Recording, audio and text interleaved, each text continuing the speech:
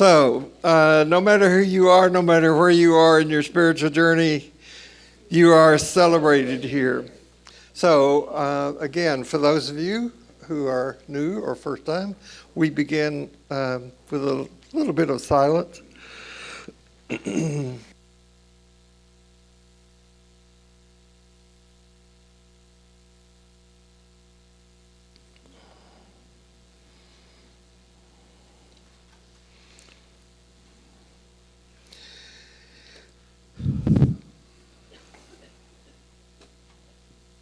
May grace be in our heads and in our thinking. May grace be in our eyes and in our seeing. May grace be in our ears and in our hearing. May grace be in my mouth and in my speaking.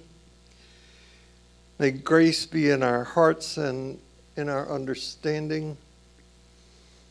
And may grace be at our ends and at our departing. One of the joys of my life, up until the time the pandemic, which forever changed so many things, was playing racquetball. Really. Unless I was sick or out of town, I played racquetball for at least once, maybe twice a week for decades. And I got to be fairly good at it, actually. You know, Yogi Berra says that if it's the truth, it's not bragging. Now, in order to play racquetball, there's certain things you need. You need the proper equipment. You need shoes, of course. You need shorts and shirt. You need eye protection. That's critically important in playing racquetball because you can get hit in the face. You need a racket. You need gloves so it doesn't slip out of your hand. And you need racquetballs. And more importantly, you need two other things. You need a place to play, and you need someone to play with. And somebody's got to make the arrangements to play on a weekly basis. Got to call, reserve the court, do that sort of thing. And you have to know the rules of racquetball. Some of the rules are unwritten. Many of the rules came from squash, because squash predates racquetball. Squash, I think, originated maybe in India. The Indians produced the best squash and racquetball players. If you're not committed to paying attention, I hope you can begin to get the parallels here. If you are not committed to paying attention in the racquetball court, you stand the chance of getting injured. I mean, seriously. And you have to demonstrate the kind of attitude that would cause somebody to want to play with you again. Right? My experience is that really good racquetball players take delight in another racquetball player's great shot. You know, man, that was a good kill shot. Wow, that was great. Even if he bested you on that particular shot. Racquetball is a great game to play. I miss it. I would take it up again, but at my age, my fear of falling, and you can take serious falls playing racquetball, keeps me off the court. You and I are playing a game right now. And I would like for us to be more aware of that. Because mindfulness is a key component in doing spiritual work. Last week, I ended talking about the fact that as a teacher, and these are the words of Richard Rohr, Jesus was the first non-dual teacher in the West. Now, if we're going to understand Jesus and his teachings, we have to be open to understanding insofar as it is possible. We have to understand non-duality. And this is a challenge because trying to do this is something we do with dualistically trained minds in a dualistic culture with dualistic language. So it is a challenge to do.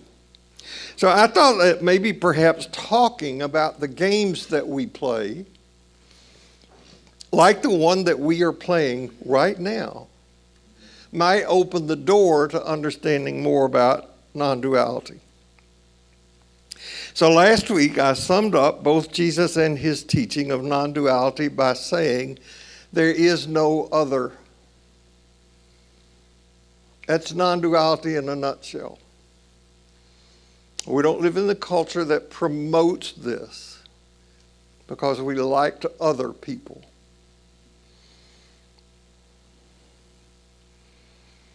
So we're playing a game right now. The game is called Ordinary Life. There are rules.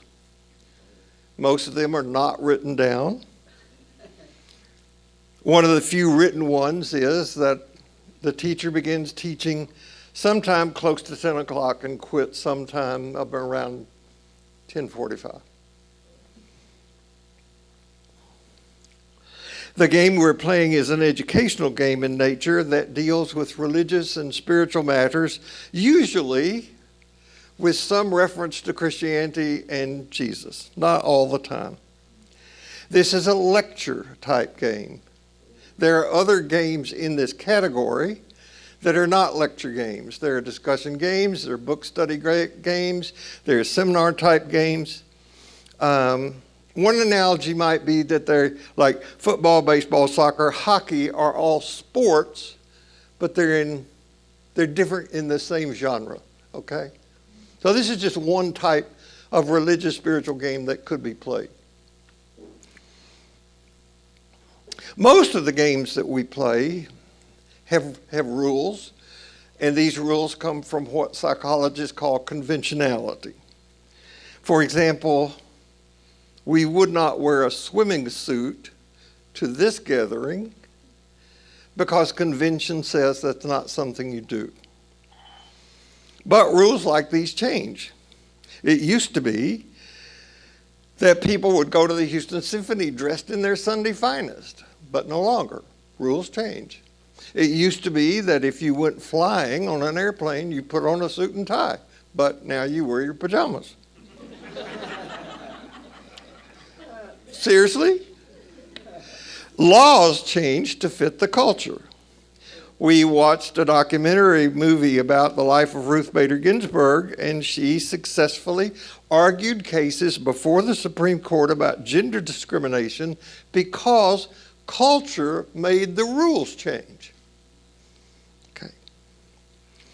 Now, when this game that we call Ordinary Life is over, we'll go play other games.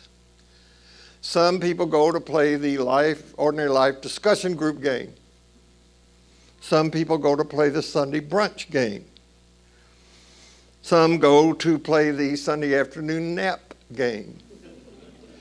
Some combine the 11 o'clock worship game with the nap game.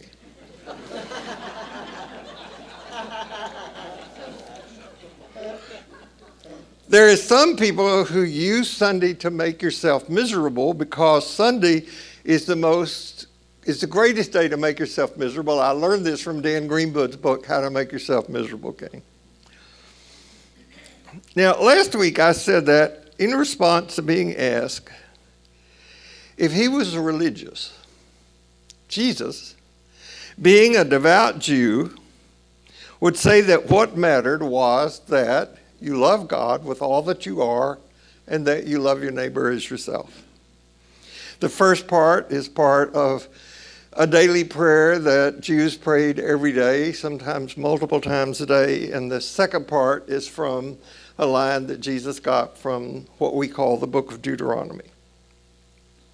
Now, dualistic minds hear those two things from Jesus and immediately want to figure out, well, who is God and who's my neighbor?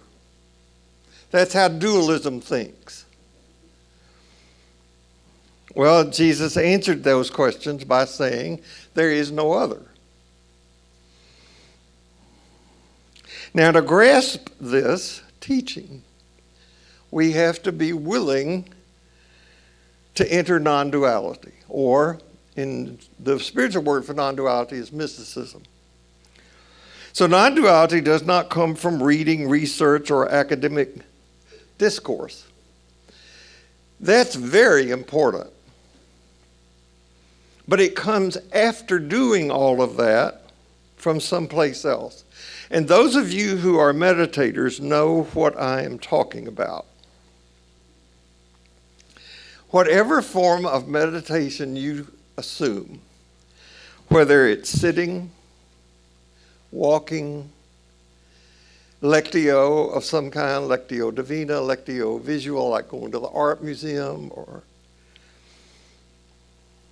active imagination, centering prayer, you know what it's like simply to allow yourselves to be carried by the sacred stream, and you know how liberating it is to be freed, however briefly, from the bondage of the ego. Now, we all assume roles in these dramas that we play, these games. For example, right now, I am playing the role of the teacher. And you are playing the role of the listener. But even this gets very confusing. Because you see, in order to be here, I'm the one who learns the most. So I am the student and then you are the teacher. It gets complicated. Now, tomorrow morning, we will get up and we will play other games. Some will play I'm going to work game. Some will play I'm a retired game. Some will play I'm a volunteer game. Some of us combine the games that we play on Monday with other games that we play simultaneously, like I'm at work and I'm also married game. Or I'm at work and I'm also a parent game. So we play these games simultaneously. For some, the married game or relationship game is like a sitcom. And for others, it has overtones of murder. Now, these roles that we play in these games that we are playing, we can get out of like that.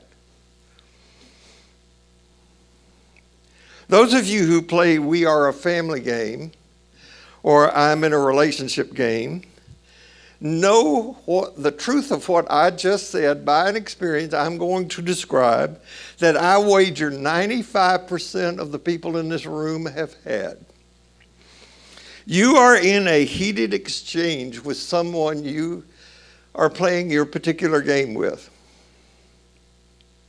You're in the parent game, and you're shouting at a child.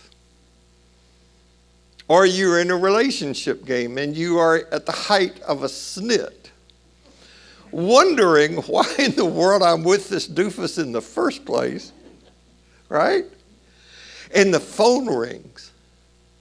And you pick it up and you immediately play the most congenial person in the world game. You're about to say, you lousy, hello there. They're roles we play.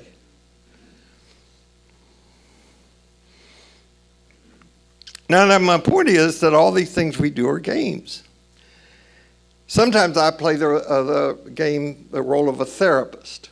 I promise you, it is not a role that is appreciated in my marriage.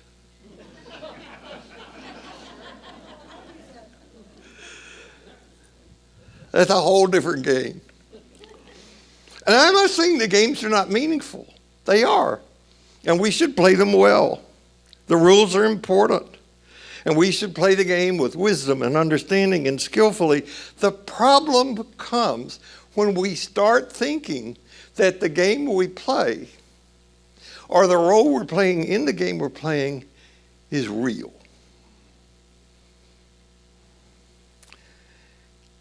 That this is what really matters, or this is who I really am. We all have that part that we can put on stage at a moment's notice. It's just who I am. I would remind you that identifying with any part or role we play in the game of life is a trap. Why is that? Because nothing lasts. Nothing lasts.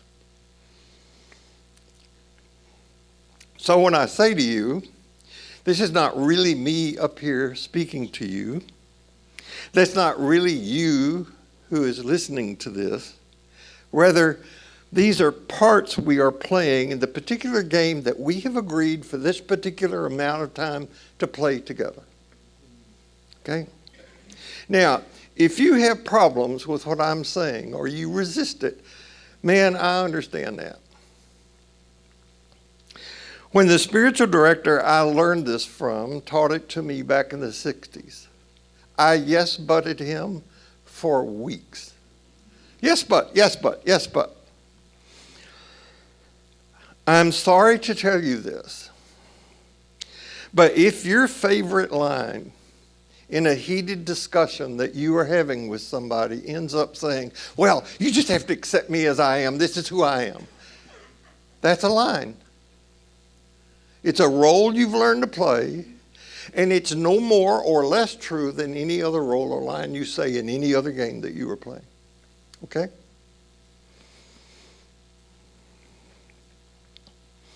I rather stubbornly refused to embrace this until years later I heard Robert Johnson say in teaching about the difference between ego and self, that we needed to have a strong ego, not an inflated one, not a diminished one, but a strong ego, so that we could be in the various worlds we are in without either gaining or losing our identity in the roles that we play. You follow what I'm saying? Now, this greatly helped me understand the teaching of Jesus.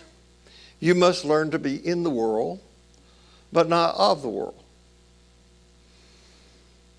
The way I was taught what this teaching meant was that you should not let the evil, bad world taint you with its gone wrong ways, which is not what Jesus meant at all.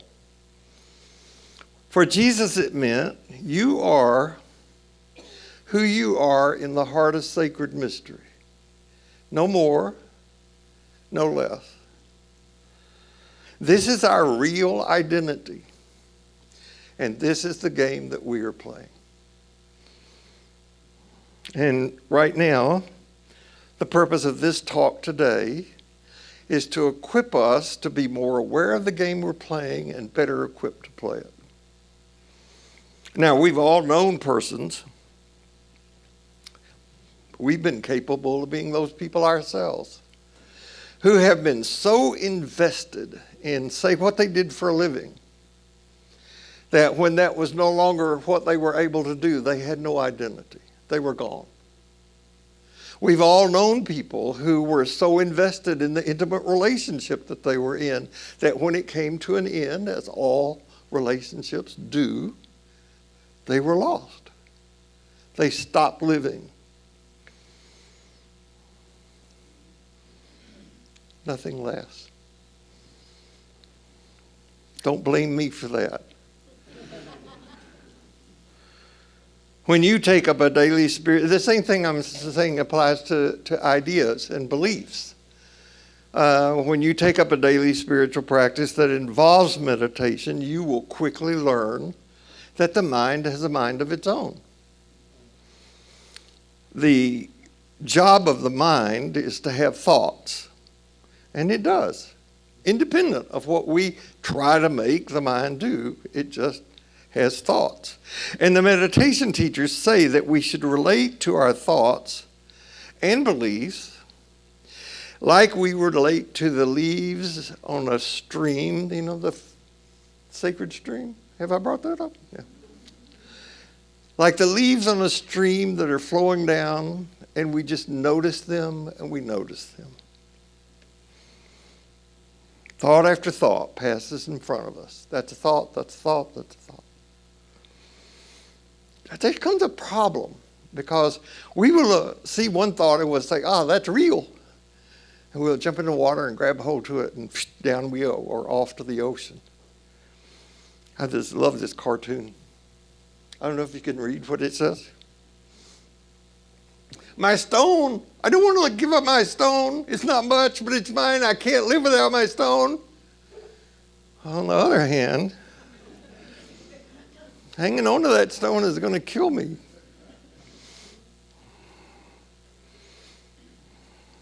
There's not a person in this room who doesn't know what it's like to be captured this way. When I started in training in Jungian analysis, then my analyst tried to teach me about Jung's concept of complexes, and he said that we have complexes. No. Complexes have us. You know it. Out of the blue, something reaches up from down below and grabs you, and boy, you're in that snit, right?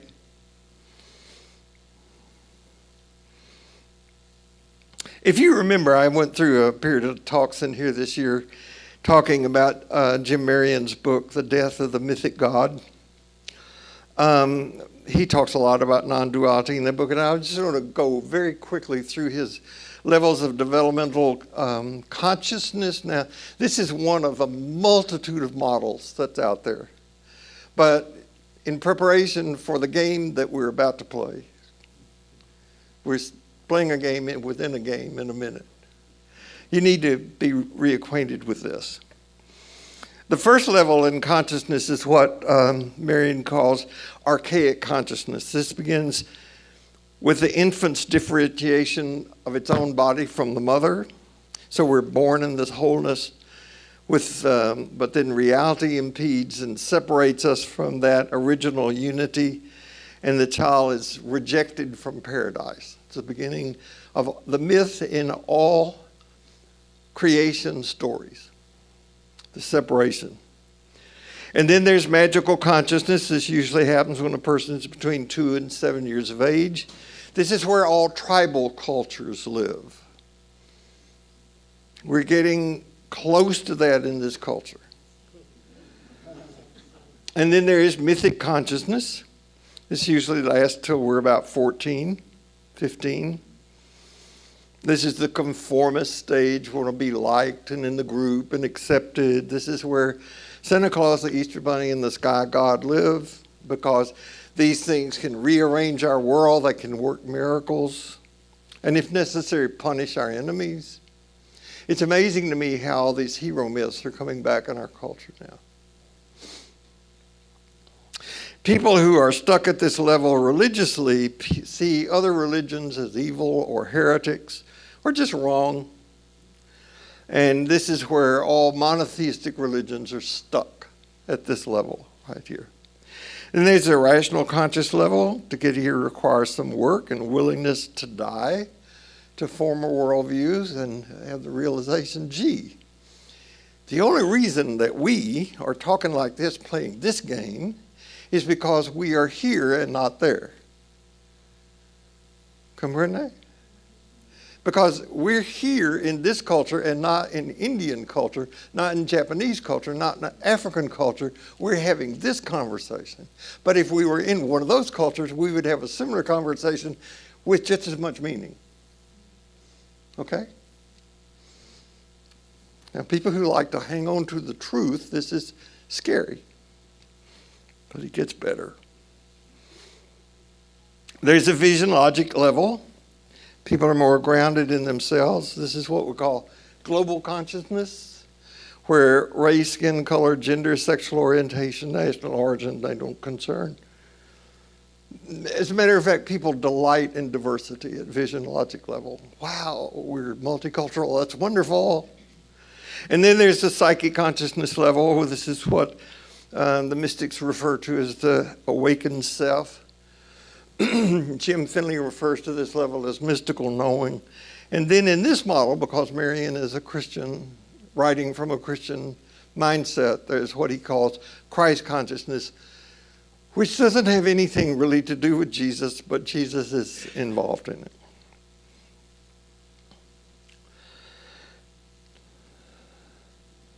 This is where Meister Eckhart lived and wrote. Meister Eckhart said, "God, rid me of God." Or Meister Eckhart could pray, "The eye with which I see God is the same eye with which God sees me." That's that level. Okay. Now, I don't know where you are on this model. We can be all over the place. I hope that most of us are at vision logic level, but we have a tendency to think higher of ourselves than we should. Just a fact. Like most of us think we're above average drivers. And that ain't the case. Most of what is dividing this country right now is at this level. The mythic consciousness level. And non-duality that I'm trying to teach about today is at this level. Okay.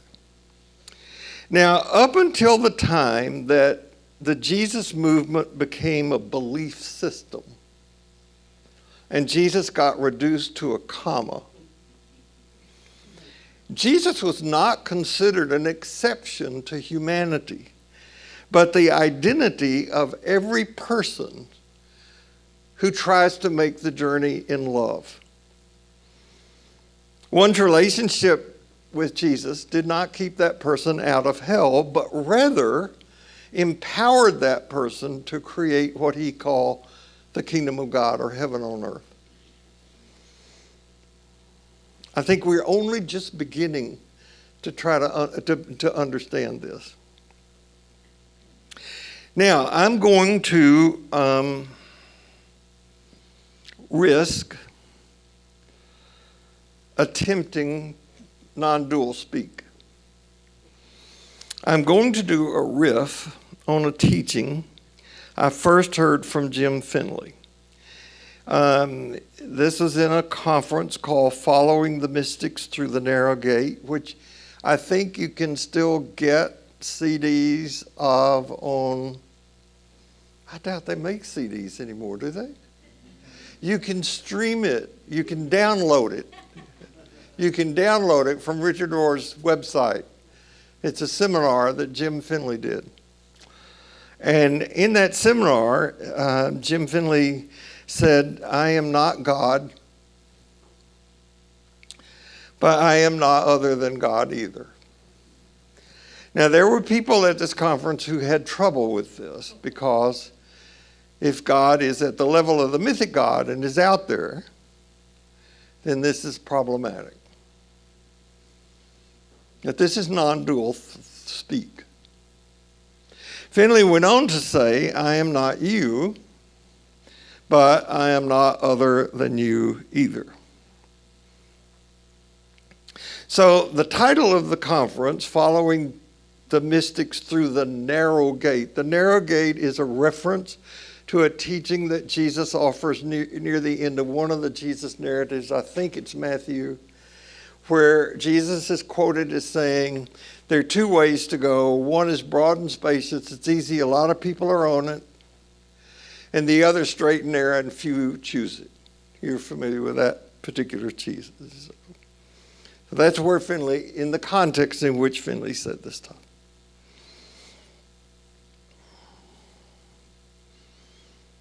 So again, just to reprise, if you ask Jesus, "Are you religious?" he would say two things: love God and love your neighbor. Now, one other thing before we go into the game. What I'm about to say is a mystery, and yes, a mystery. Dualistic thinking says a mystery is not understandable. Non-dual thinking says that a mystery is endlessly understandable. There's a difference between those. So what I'm trying to do, and I'll bring up John Caputo next week, is to try to find the religion within the religion that Christianity says that it is. For example, when I say to you that Jesus is the light of the world, I am not trying to get you to look at Jesus. I'm trying to get you to see by the light of Jesus. We don't look at the light, we see by the light. We use the light to get around. And what seeing is what gives meaning. I'm not saying that what we believe doesn't matter. It does. But I'm more interested in why people believe what they say they believe. What are the underlying assumptions about others and ourselves that shape the beliefs that we have? It seems to me that in this country, we suffer from a cultural conspiracy that leads us to lack common sense. And what I mean by common sense is that we separate ourselves from each other so that we don't find a way that is common for all of us. Common. Like the book of Common Prayer for everybody. Sense. So I want to tell you a bedtime story. This is a game. Don't go to sleep. It is one that I created. I could just quote my sources fairly. I started working on this back in the 60s with a reading of Alan Watts, and some of you may know, philosophical entertainer is what he called himself. Brilliant mind, hopeless alcoholic, but just brilliant. And the works of Jim Finley and Meister Eckhart and a couple of others. You ready? I don't think you've heard something like this before. Now, this story does not begin once upon a time because there was never a time when things weren't. Just like a circle doesn't have a beginning or an end, or the hands of a watch go up and down 12/6. Day and night follow each other, waking and sleeping, living and dying, summer, winter. What does the song say? You can't have one without the other, you know. Black, white, the whole shebang, yin yang. So there have been times when the world as we think we know it, and we are just learning more and more about the way the world is, there have been times when the world as we think we know it has been, and there have been times when the world as we think we know it has not been. If things went on and on and on without rest, it'd just be boring. So it's like a good magic effect that I have done in here a couple weeks ago, where now you see the $50 and now you don't. That's the game. It's like your breath. You can't hold it, you'll die. It comes and goes. That's why meditators use breath to focus on for people. It's like a game of hide and seek that you play. If the game of hide and seek is going to work, you have to continually find new places to hide, or the game is no fun. Now, the mystery that we call God loves to play hide and seek. But this is where non-dual mind is so critical. Because there is nothing that is not God. God has no one to play this game with but himself. And the way that God gets over this is by pretending not to be himself. Now, I am referring to God as he, though you know as well as I do that God is not a man or a woman. God is not a Republican. God is not a Democrat. And though I love the mind and work of Paul Tillich, I quarrel with his calling God the ground of being. That's way too impersonal. Besides, when you think of something as an it doesn't sound alive. And God is alive, very, very alive. So, back to the game. We're playing a game, remember? So the way that God plays hide and seek is by pretending not to be himself. You know who he pretends to be? You. And me. And everyone else. There's no them. And everything else. And every living creature. The whole shebang. All the stars, the galaxies, the planets, everything. In this way, God has all these strange, wonderful adventures, some of which are terrible and frightening, but really, these are just like bad dreams, which we sometimes have, because when God wakes up, yes, he naps from time to time, they disappear. God is so good at playing this game, at pretending to be you and me, that sometimes it takes him a long time, just like it does us, to remember where he put his car keys.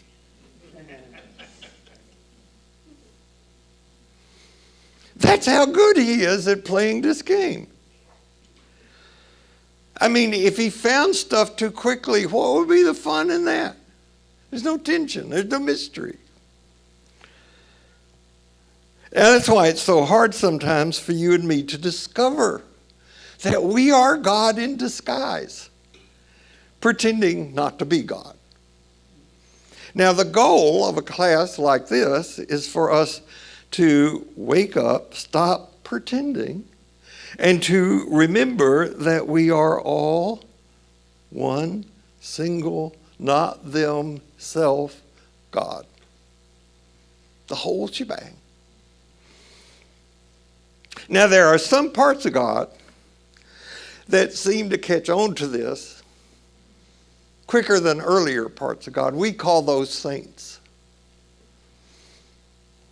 And I'm going to devote a particular block of time to this next week. These mystics, these spiritual guides, these enlightened ones, sometimes they're called crazy, seriously, and often they're called heretics, because they can be so easily misunderstood. But this is exactly what Finley was manifesting when he said, I'm not God, I'm not other than God. I'm not you, I'm not other than you. And there were, I promise you, people in that crowd who went, no. They didn't like that because they're not at the level. You got to watch it. This can lead to inflation, where they get it that this is a game where there's no them. Now, you and I have skins and bodies so that we will know that in some ways we are different from each other.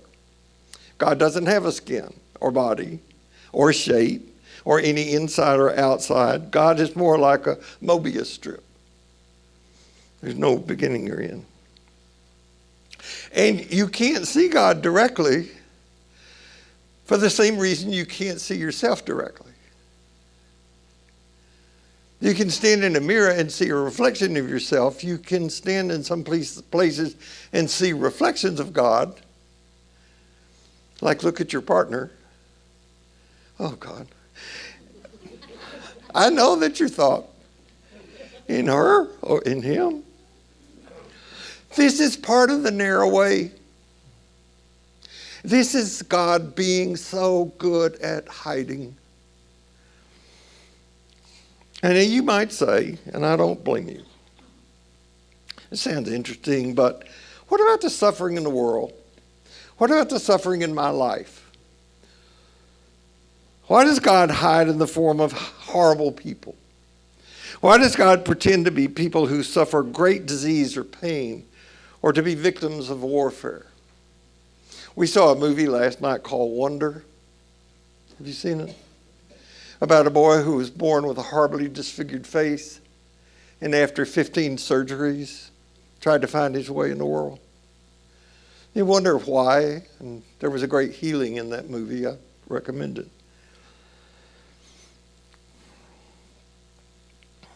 There is nothing that even God could say that would cause any one of us in the face of some catastrophic diagnosis or loss for us to say, oh, well, that makes sense. Because part of what we do, playing the game that we play, is to suffer our attachments. When Buddha said that we suffer because of attachment, he was just describing reality. He was not saying don't have attachment. Attachment is inevitable.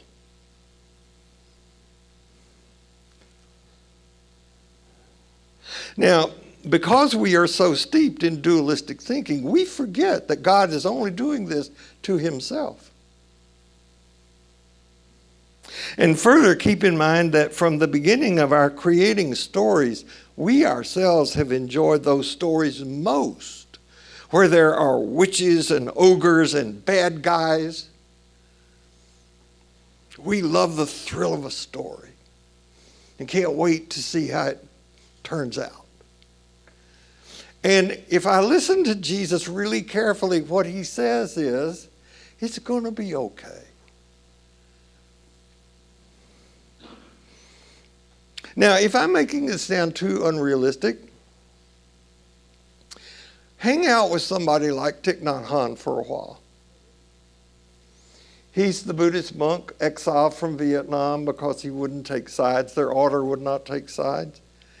And I met him in a conference. This is not my notes, but I will tell you, I told this story before. It was such a brilliant thing. It's a conference that Thich Nhat Hanh was doing on the practice of mindfulness and psychotherapy, and this woman from California, yes, that's a judgment, but it was how she dressed and talked that made me say that. Asked Thich Nhat Hanh, how do you suggest that we deal with our patients with anger? And Thich Nhat Hanh had anger is a big problem for Buddhists, although he wrote a big, thick book on anger. And Thich Nhat Hanh couldn't get it, and finally he asked this woman, he said, how do you get your patients to deal with anger now? And she said, well, we put a pillow in front of them and give them a big bat called a bataka, and we tell them to beat the pillow until they get all their anger out. What do you think about that? And Thich Nhat Hanh got right down in her face and took his finger and said, I think you better talk to pillow.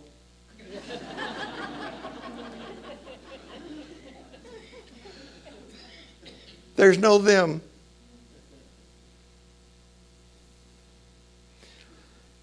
He's the one who said there's no peace, there's no way to peace. Peace is the way to be. And after 9/11, he was asked, how would you respond to what just happened? And he said that he would get all the parties involved in a room together, and after a long period of silence, he would ask those who were the recipients of the 9/11 attack to ask those who were the perpetrators of the attack, why are you so angry with us? And just listen. Think what a different world we would be living in had we done something like that instead of going off on revenge and retaliation, looking for weapons of mass destruction that never existed. Now you can say, well, when you were playing the game of ordinary life this morning, what did Bill do? And you say, well, he told a story. Just a story. You could do that. Jesus told stories. And I cannot find that any of his even harshest critics said about the stories he told, even the ones that got him executed, it's just a story.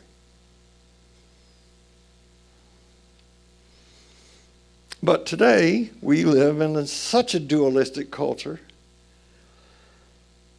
where other stories about the origin things, the creation of the earth, the color of your skin, your gender orientation, are to be taken as tests of belief. There are some people who are academically smart in so many areas who are absolutely stupid in others. Irrevocable commitment to any religion is intellectual suicide. Why? Because it reflects a lack of faith that closes the mind to any new vision of the world. Alan Watts, one of the people whose writings influence the story I just told you, said, "No considerate God would destroy the human mind by making it so rigid and unadaptable as to depend on one book, the Bible, for all the answers." I spend a considerable amount of my time, much to the chagrin of a number of people who are sitting in this very room, a number of years ago, going through the sayings of Jesus called the Gospel of Thomas. And it's incorrect to call it a gospel because it isn't a story. We have gospels like Matthew, Mark, Luke, and John, and there are others that we didn't make into the New Testament canon that are stories. They're narratives. Jesus gets born, he has a life, he teaches, he dies, and that's it. But the Gospel of Thomas is not that. It's a collection of sayings. And my studies indicate me to believe that the sayings in the Gospel of Thomas, which, by the way, you can download for free off the internet, is that the sayings in the Gospel of Thomas predate the sayings that we have in any of the Gospels. Most, 2/3 of the sayings in the Gospel of Thomas are found in Matthew, Mark, or Luke. Not so much in John, but they are there. Here's one of the sayings in Thomas. When you make the two one, and when you make the inner as the outer, and the outer as the inner, and the above as the below, then you shall enter the kingdom. I am the light that is above them all.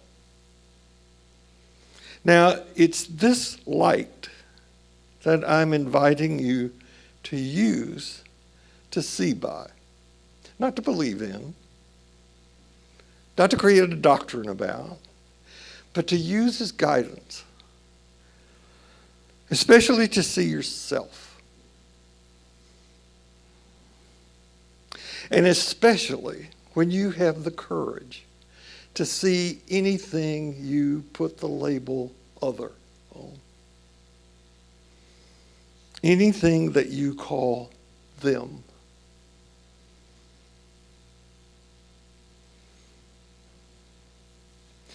No matter where you go this week, no matter what happens, remember this, you carry precious cargo, so watch your step.